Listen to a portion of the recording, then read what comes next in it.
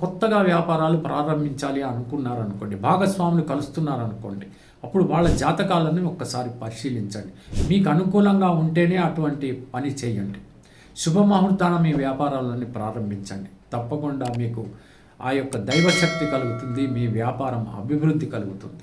ఈ రకంగా ఉంటుంది.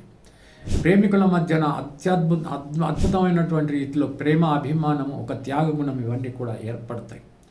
ఒకరిని ఒకరు అవమానించుకోరు, ఖచ్చితంగా ఒకరినొకరు సపోర్ట్ చేసుకునేటువంటి అవకాశాలే నాకు కనపడుతున్నాయి.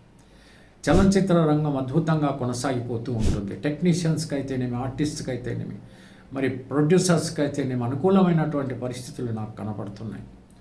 ఇకపోతే కళారంగంలో ఉన్నటువంటి వాళ్ళకందరికీ కూడా బాగానే ఉండేటువంటి మాసం ఇది. ఎన్నో రకాలైనటువంటి ఆనందాలని పొందగలుగుతారు. కొంతవరకు కొన్ని రకాలైనటువంటి సమస్యలు కూడా ఎదురవుతూ ఉంటాయి, కానీ ఓవర్కమ్ అయ్యేటువంటి పరిస్థితులు ఏర్పడతాయి. ఆ యొక్క సూర్యశక్తి మీకు లభిస్తుంది. తర్వాత మూడో విషయం ఏంటంటే, ఎట్టి పరిస్థితులను ఏ రకంగా చూసినప్పటికీ కూడా ఈ యొక్క ప్రొఫెషన్ రంగంలో ఉన్నటువంటి వాళ్ళు కానీ, లేకపోతే వ్యాపారస్తులు కానీ, ఎవరైనా సరే దయచేసి ఉన్నది ఉన్నట్టుగా మాట్లాడండి. అబద్ధాలు మాత్రం మాట్లాడవద్దు. ఇవాళ మీరు గెలుస్తారు, రేపు దెబ్బతింటారు. ఉద్యోగస్తులు మీరు చాలా అప్రమత్తంగా ఉండాలి. మీ సుపీరియర్స్ ఎట్టి పరిస్థితులను మీరు గొప్పవారని అనరు, చాలా బాగా పనిచేసావని మాత్రం అనరు.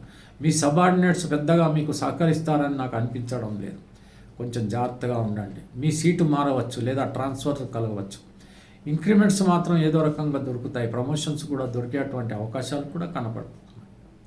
ఈ రకంగా సాగేటువంటి ఈ మాసం అంతా కూడా మీరు ఆనందంగా, ఆహ్లాదంగా గడుపుతారని విశ్వసిస్తూ ముగిస్తున్నాను. సెలవు. మరి ఉంటాను. నమస్కారం.